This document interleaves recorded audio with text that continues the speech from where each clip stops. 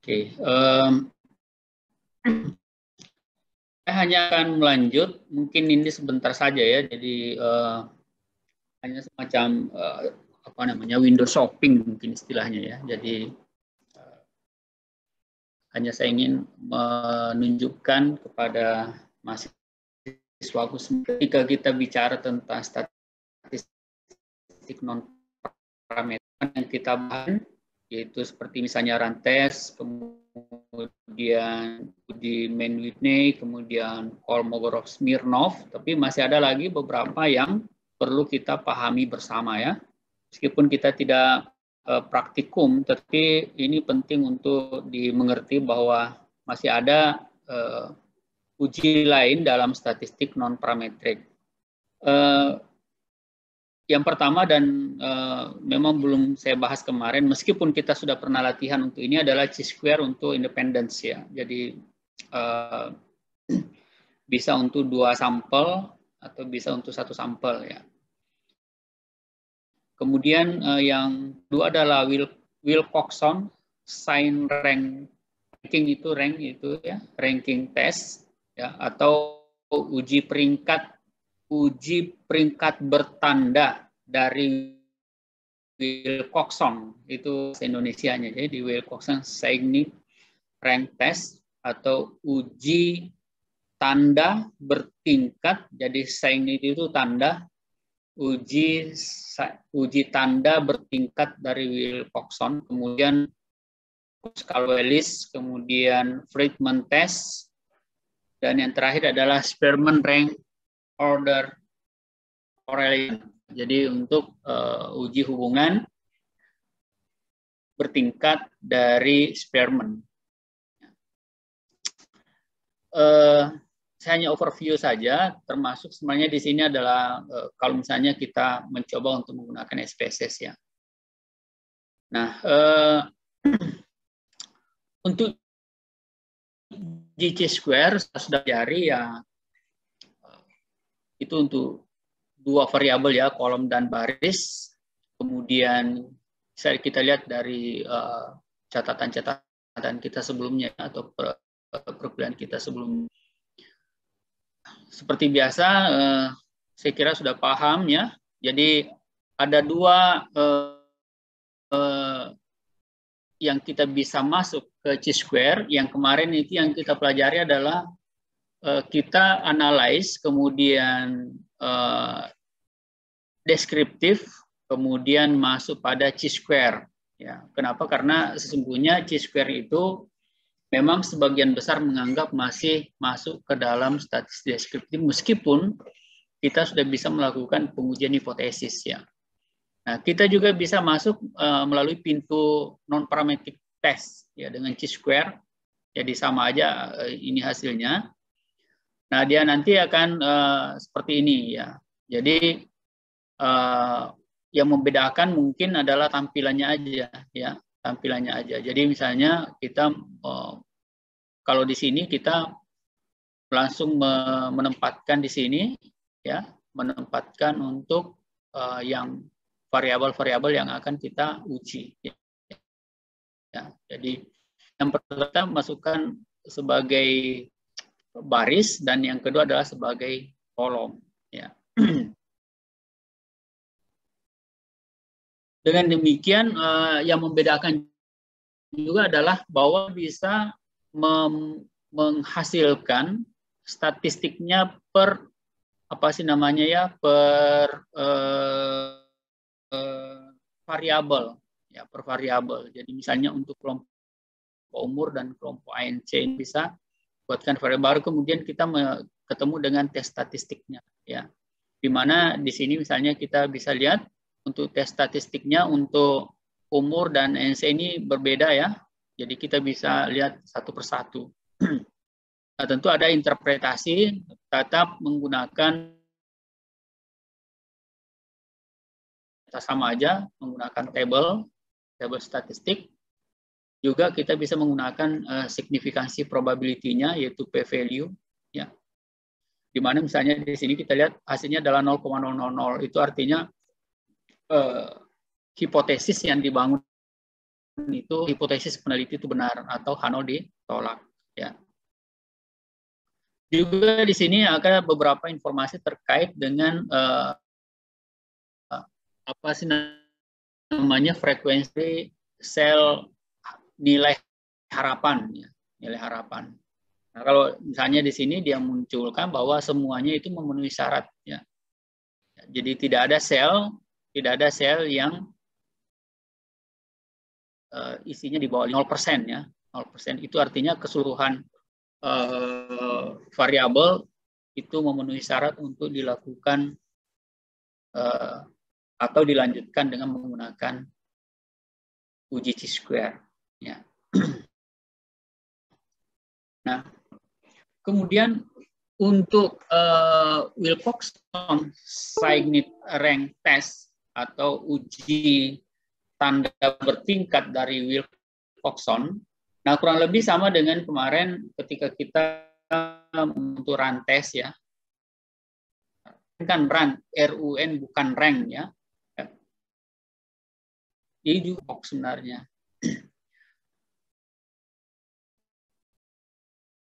Nah, kita lihat di sini untuk uji atau pengajuan hipotesa di sini Hano dan H1, ya. Hano dan H1 di mana kelompok 1, ya, kelompok 1 dan kelompok 2 itu dianggap sama, tetapi kalau di H1 atau H alternatifnya, hipotesis alternatif itu dianggap tidak sama, jadi ada perbedaan.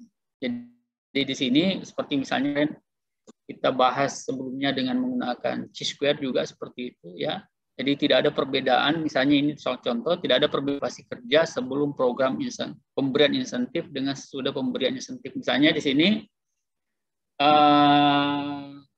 dilakukan pengujian terhadap dua kelompok. Ya, ini kan misalnya untuk dua variabel tetapi satu sampel, ya. Dua kelompok pegawai misalnya, ya. Dua kelompok pegawai misalnya yang satunya diberi insentif dan yang satunya tidak diberi insentif. Apakah ada perbedaan, katakanlah misalnya dari sisi kinerja, seperti itu, ya.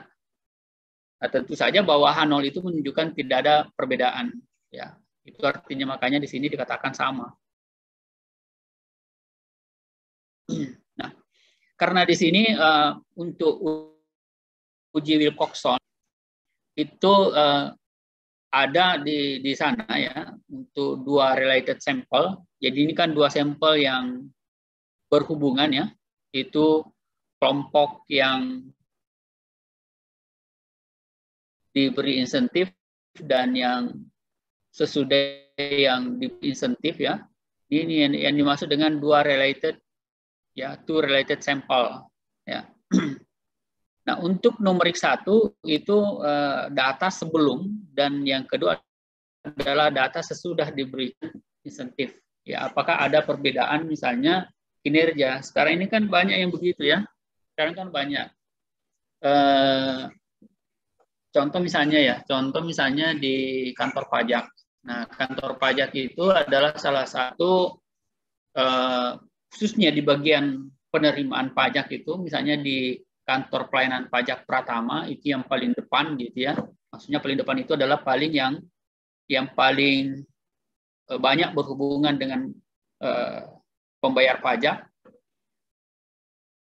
Nah, mereka lah yang berpotensi untuk sebenarnya melakukan perilaku korupsi, misalnya pungli, ya, kemudian penggelapan pajak dan lain sebagainya. Kenapa? Karena mereka yang berhubungan langsung dengan wajib pajak. Meskipun mereka misalnya tidak mendapatkan uang langsung, ya. Jadi kan sekarang kan sistemnya adalah tidak ada pembayaran pajak tunai, ya. Tidak ada pembayaran pajak tunai di kantor pajak, tidak ada. Semuanya melalui lembaga keuangan, ya. Apakah misalnya melalui bank atau apalah, yang penting tempatnya memang mengelola keuangan. Nah, itu tetap dimungkinkan untuk terjadi hal seperti itu. Maka kemudian dilihat, ya, kalau sebelum diberikan insentif itu adalah untuk supaya mereka lebih giat bekerja dan menghindari, katakanlah misalnya ya, menghindari perilaku korupsi. Ya, katakanlah targetnya adalah untuk meningkatkan kinerja. Nah, sebelum diberikan insentif dan sudah diberikan insentif itu dilakukan pengumpulan data. Jadi sebelumnya ada datanya dan sesudah tentu ada datanya ya. Ini yang dimaksud dengan variabel numerik 1 sebelum dan sesudah. Baru kemudian dimasukkan dalam tes pair list. Tes pair list itu adalah tes untuk pasangan ya. Jadi pasangan yang dimasukkan jadi sebelum dan sesudah. Nah, gambarannya mungkin seperti ini, kita lihat ya. Jadi non parametric test, baru kemudian kita pilih di bawah ini to related sample ya. To related sample, kemudian ini yang kita masukkan di sini. Jadi tentu saja bahwa di sini ada variabel 1 dan ada variabel 2 ya. Ini yang kemudian dimasukkan ke dalam jendela ini, baru kemudian tadi dikatakan baru kemudian kita mengklik Wilcoxon. Ya, jadi kita klik Wilcoxon bukan sign testnya. Jadi Wilcoxon. Nah, nanti hasilnya nanti akan seperti ini ya. Akan seperti ini. Jadi kita dapat melihat hasilnya. Di sini ada asimptotiknya. Ini ada asimptotik dan Z score namanya di sini itu -4 ya, -4. Kemudian yang di atas untuk rankingnya kita lihat misalnya untuk skor motivasi kerja 2 ya dan skor motivasi 2 ya. Motivasi 1 adalah sebelum dan motivasi kerja 2 setelah. Nah, jadi kita lihat di sini apakah ya bukan kinerja apa sebelum motivasi kerjanya dan peningkatan setelah diberikan insentif ya. Nah, di sini kita lihat hasilnya seperti ini. Hasilnya seperti ini bahwa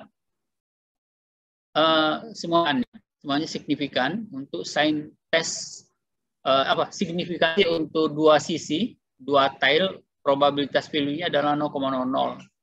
Ya, tentu ini lebih kecil dari alfa 0,05. Keputusannya adalah bahwa H0 ditolak. Nah, kesimpulan karena H0 ditolak itu berarti H1 benar atau HA-nya benar tadi. Di sini tadi dikatakan berarti ada perbedaan motivasi kerja dan sebelum dan sesudah. Nah, target tentu adalah sesudah dia akan terjadi peningkatan, semakin termotivasi kita, semakin termotivasi.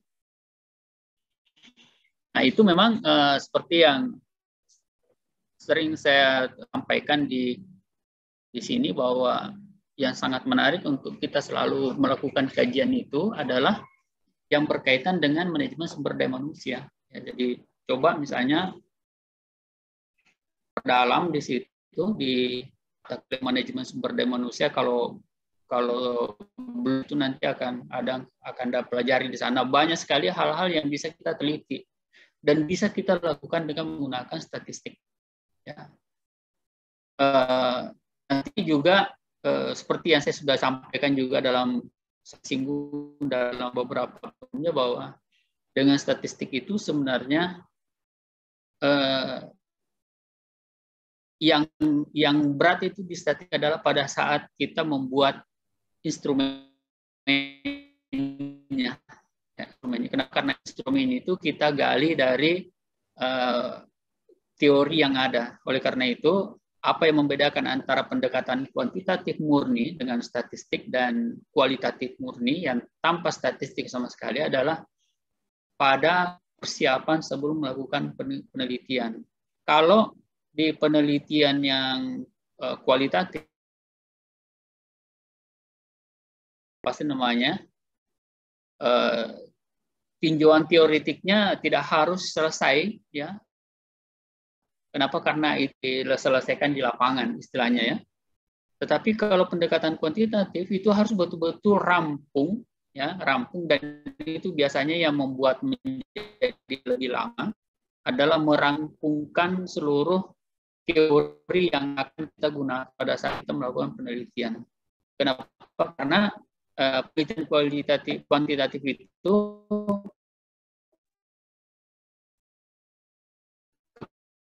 utamanya ada di instrumen. Datanya keliru, maka semua hasil penelitian, hasil kajian nanti itu akan salah. Berarti itu dia harus hati-hati. Dan barulah kemudian turun penelitian. Ketika turun penelitian, mengumpulkan data, itu sudah tahap-tahap yang paling menyenangkan. Ya, ketika kita mulai mengolah data, menghitung menginput data ke dalam SPSS, kemudian menarik hasil outputnya, baru kemudian DNA itu yang paling menyenangkan sebenarnya dalam teknik kuantitatif. Sehingga itu tidak perlu tebal-tebal. Biasanya laporan penelitian yang berbasis kuantitatif murni itu yang tebal justru di tinjauan pustaka di bab 2 dan lampiran. Tetapi hasil pembahasan itu mungkin hanya beberapa lembar saja. Kenapa? Karena di situ hanya berisi tentang data-data, hasil pengujian, dan mungkin juga adalah berupa gambar-gambar, ya, gambar-gambar. Itu aja. Jadi tidak terlalu tebal. Nah, makanya ini kan menarik, ya. Makanya saya selalu menggugah mahasiswa saya yang belajar statistik. Cobalah tantangan ini kita jawab dengan bagaimana nanti ketika kita melakukan penelitian tugas akhir itu menjadi lebih menarik dengan menggunakan statistik. Ya, oke. Nah, ini adalah Wilcoxon, ya, salah satu yang kita bisa gunakan untuk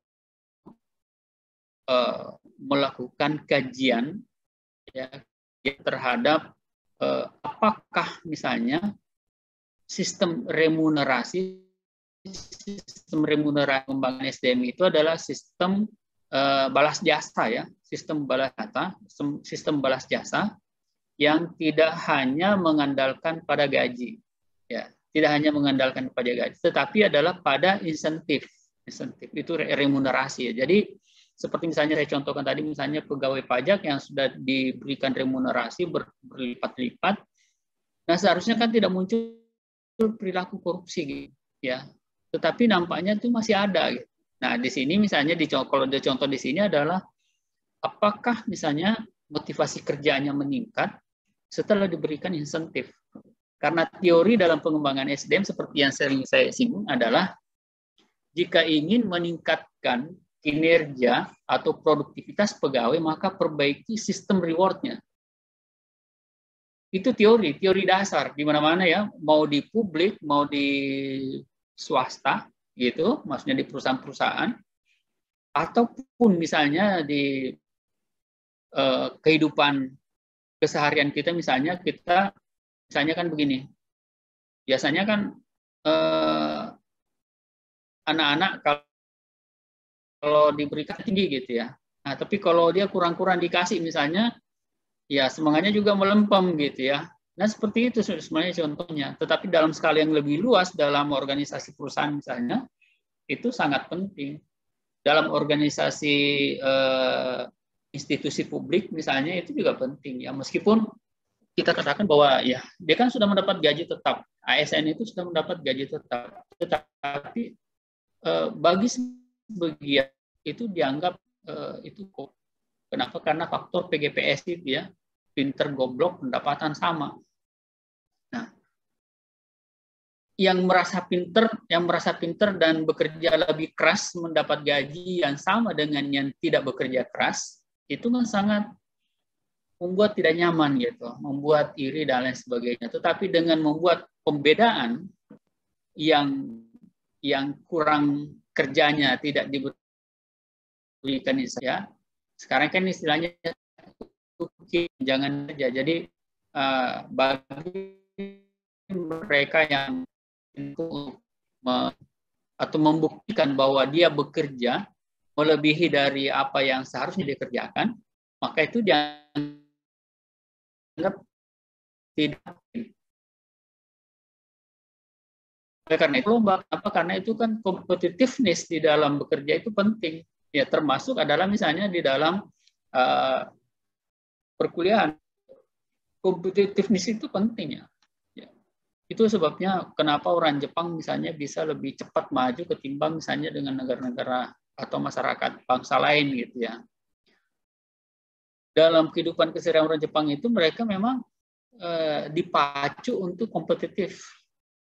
Jadi untuk mereka bisa lebih bersaing. Target mereka adalah untuk selalu menjadi terbaik gitu. Dalam segala hal. Dan itu sudah menjadi inhabit, menjadi kebiasaan mereka gitu. Berkompetisi sehingga mereka juga kerja tidak asal-asalan. Ya, saya sudah 3 kali mengikuti program ke Jepang dan saya bisa menyaksikan mereka bahwa mereka itu bekerja itu betul-betul sangat bersemangat gitu ya. Maksudnya apa yang mereka kerjakan itu bukan pekerjaan yang asal-asalan ya. Itu pasti hasilnya sangat memuaskan gitu. Kenapa? Karena mereka memang memandang penting yang namanya quality. Nah, bedanya dengan kita di sini.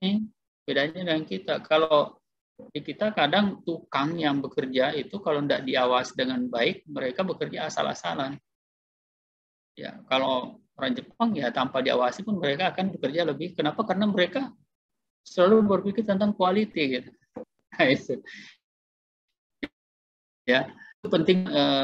Apa yang saya gambarkan ini adalah untuk memberikan gambaran tentang bahwa ketika kita pengelolaan sumber daya manusia, maka hal yang penting yang harus diperhatikan adalah bagaimana meningkatkan motivasi mereka, bagaimana meningkatkan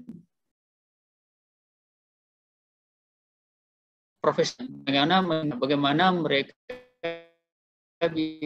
menunjukkan aktivitasnya yang luar biasa. Nah, tentu banyak hal yang harus diperbaiki, katakanlah misalnya dengan sistem reward-nya, insentif kinerja, tunjangan kinerja gitu ya. Mungkin perlu ada bonus ya. Kalau di perusahaan itu kan sudah jamak itu bahwa ada yang disebut dengan uang lembur ya. Di pemerintah juga atau di publik juga ada uang lembur, tetapi tidak seperti misalnya di private sector gitu ya. Oke, saya kira itu ya beberapa gambaran terkait dengan Wilcoxon ya. Nah, kemudian Kruskal-Wallis ya.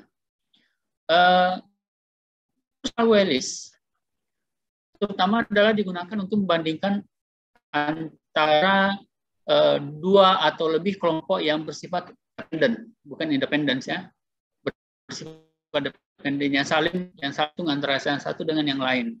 Ya, kalau tadi kan independen ya, dia terpisah misalnya dan sesudahnya.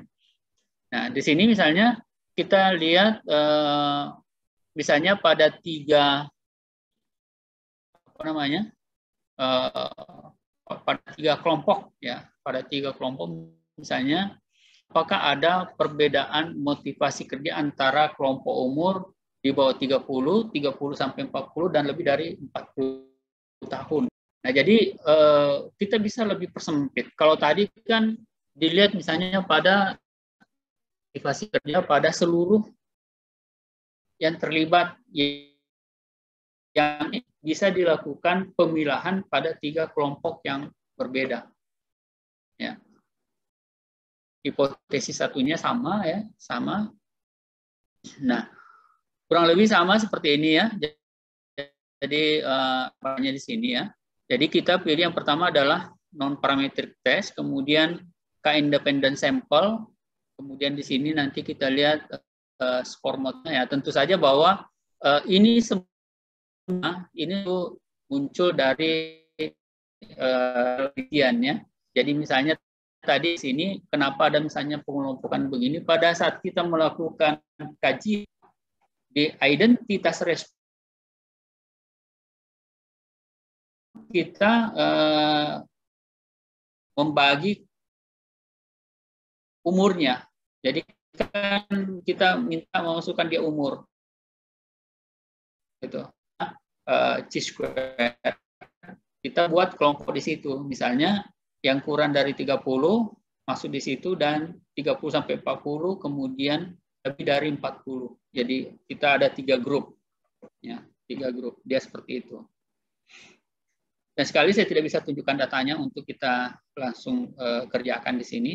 Karena saya seperti yang saya katakan tadi, saya hanya ingin overview saja. Jadi tidak dalam konteks untuk dipraktikumkannya. Ya. Jadi di sini kita lihat non-parametric test, kemudian K-independent sample. Nah, setelah dia masuk ke sini kan, satu masuk ke sini, satu masuk ke sini, ya. Kemudian skor motivasi. Pada groupingnya nanti kita bagi dalam 3 kelompok. Ya. Di sini untuk range of grouping itu minimum 1 dan maksimumnya kan ada 3 kelompok ya. Itu. Nah, hasilnya seperti ini ya. Jadi untuk rankingnya, jadi yang pertama, ranking pertama adalah kurang dari 30, itu satu orang. Kemudian yang kedua dengan jumlah itu sebanyak 19 dan lebih dari 40 itu ada 6. Jadi totalnya adalah 26 dan hasilnya seperti ini nih. Nah, kalau kita lihat hasilnya dari asymptotiknya, ini kan nilai chi-square-nya ya. Ini nilai chi-square dengan df2. Jadi kita lihat misalnya untuk di sini ini menunjukkan bahwa H0 atau H0 H1 benar ya. Jadi terdapat perbedaan ya antara kelompok-kelompok itu dan memang itu sangat nyata di sini kita lihat bahwa kelompok 1 kurang dari 30 itu hanya 1 orang ya. Yang 2 19 dan 6 ya. Jadi H0 gagal ditolak atau H0 diterima. Jadi tidak ada perbedaan yang signifikan motivasi kerja antara kelompok umur kurang dari 30 40 dan lebih dari, jadi sama saja ternyata anunya ya, tidak ada perbedaan. Kemudian sudah jam 11 ya. Kemudian Freeman test. Jadi Freeman test ini untuk menguji hipotesis sampel berpasangan bila datanya berbentuk ordinal. Nah sebenarnya kan tadi itu ada rank itu ordinal ya, yang kalau chi-square murni itu adalah nominal ya. Di sini kita lihat yang Freeman test sama saja. Jadi di sini ada non-parametric test, kemudian correlated sample, dan kemudian di sini kita tipenya adalah Freeman. Nah, jadi itu sebenarnya kalau kita misalnya masih ada Kendall-Stau, kemudian ada uji Cochrane. Nah, di sini yang uji Freeman ya. Sama seperti ini. Ya. Di Freeman test, kemudian artinya kalau kita mau mendalami lebih jauh, nah tentu saja ada hal-hal penting yang harus kita perhatikan ya. Karena di sini kan prinsipnya dalam non parametrik itu dia lebih banyak membanding-bandingkan antara satu kelompok dengan kelompok yang lain. Dan misalnya apakah dia merupakan satu sampel atau 2 sampel yang berbeda gitu. Ya. Nah, kalau korelasi Pearson ini sebenarnya adalah bagian dari SPSS kemarin, SPSS regresi ya. Ini sebenarnya bagian dari regresi kemarin. Memang tidak dalami sampai ke sana. Kenapa? Karena di regresi juga itu sudah muncul hasilnya adalah Spearman itu. Ya. Spearman. Oke. Jadi hasilnya seperti ini ya. Kita lihat misalnya. Coba perhatikan di sini ya. Ini untuk row-nya, R-nya itu adalah row, dibacanya row ya. Tapi biasanya kita singkat dengan R. R ini kan menunjukkan tentang arah hubungan ya. Maksudnya ini kalau dia positif, arah hubungan variabel itu berkorelasi positif. Tapi kekuatan hubungannya adalah lemah. Nah, kemarin kan saya sudah contohkan ya. Jadi antara 0,01 sampai dengan 0,20 itu masuk dalam kategori sangat lemah sebenarnya. Nah, jadi di sini jadi memang dia korelasinya positif, tapi dia lemah. Dan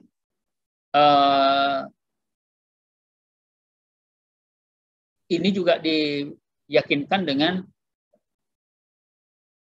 signifikansi dua arah ya untuk probability value-nya itu adalah 0,589, itu lebih besar dari alfa.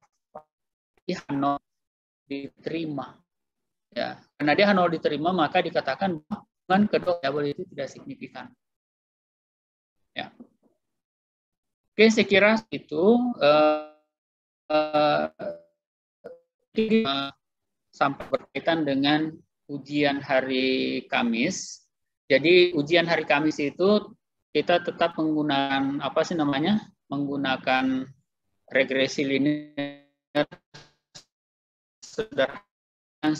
Cuma nanti jadi selain nanti saya akan minta untuk diuji hipotesis, kemudian di analisis besaran pengaruh, tapi saya juga nanti minta satu bagian penting itu di bagian kedua kalau tidak salah, yaitu melakukan prediksi ya. Misalnya jika nilai X-nya sekian maka Y-nya dapat berapa gitu.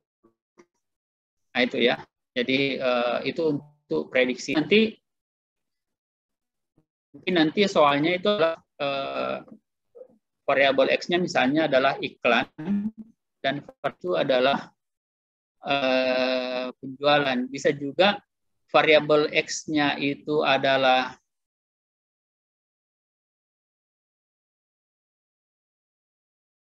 insentif, Y-nya itu adalah ya. Jadi kalau saya berikan insentif 5 misalnya, apakah terjadi peningkatan kinerja yang apa namanya?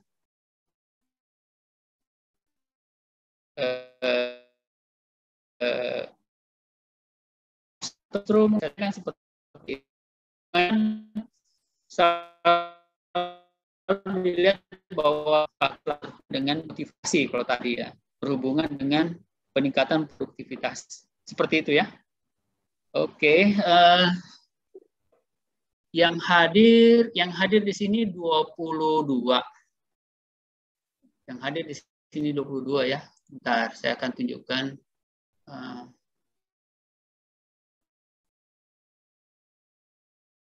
Amir Pak. Kenapa? Dia suka terusan ini gangguan di jaringan jadi. Oh begitu ya. Oke nggak apa-apa ya. Saya dilihat saja nanti siapa-siapa yang tidak hadir ya. Iya Pak. Iya Pak. Iya oke sip. Ini kan 27. Nah, sekarang hadir 23. Berarti 4 orang tidak hadir. Yang tidak hadir itu Akila dan Hadid. Siapa lagi yang tidak hadir? Tabe Pak. Mungkin kalau Siti Akila dengan Muhammad Hadid itu Pak sudah tidak itu ada. Makanya, tapi kan dalam... tetap dianggap tidak alfa di sini. Kenapa tidak ada tempatnya untuk? Yang dua itu ada yang pertama Pak, yang Devi Pak, atas nama Devi dengan Dewi Pak. Izin ya. Atau kalau Devi Pak lagi ini Pak, lagi final Pak di kampus. Oke, anggap hadir kalau begitu ya, karena ya. Terus yang satunya siapa nak? Dewi Pak. Devi dan Dewi ya. Ini ya. Iya, Dewi kemana? Yang tadi, yang keluar? Bukan Pak, yang tadi keluar itu Andi Amira. Dewi kemana? Ada berita? Ya Pak, tidak ada pemberitahuan. Oke. Kita izinkan aja dia. Kenapa? Karena kita di luar jadwal ya. Iya Pak. Oke, jadi yang hadir. 1, 2, 3. 3 yang tidak hadir ya. Berarti hadir 24 ya.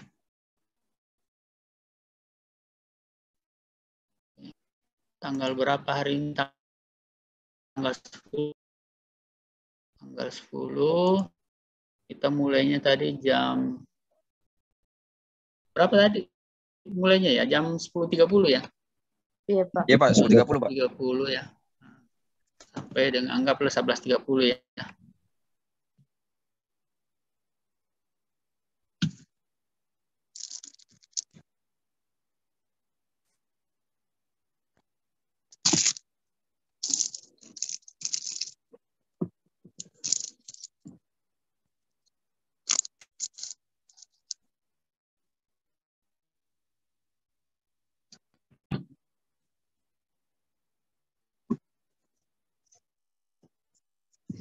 Kan ya. Jadi tadi ini waduh muncul ya. Ternyata saya tidak share tadi ya. Oke, saya kira seperti itu saja. Latihan-latihan ya, latihan-latihan. Kenapa? Karena waktunya saja, waktu kita nanti ujian punya terbatas, mungkin hanya 90 menit ya. Waktunya terbatas. Kita akan ujian sebagaimana dengan jadwal. Saya belum input soalnya, nanti menjelang ujian baru saya input soalnya. Oke, selamat belajar. Sampai ketemu di ujian minggu depan. Assalamualaikum warahmatullahi wabarakatuh. Terima kasih.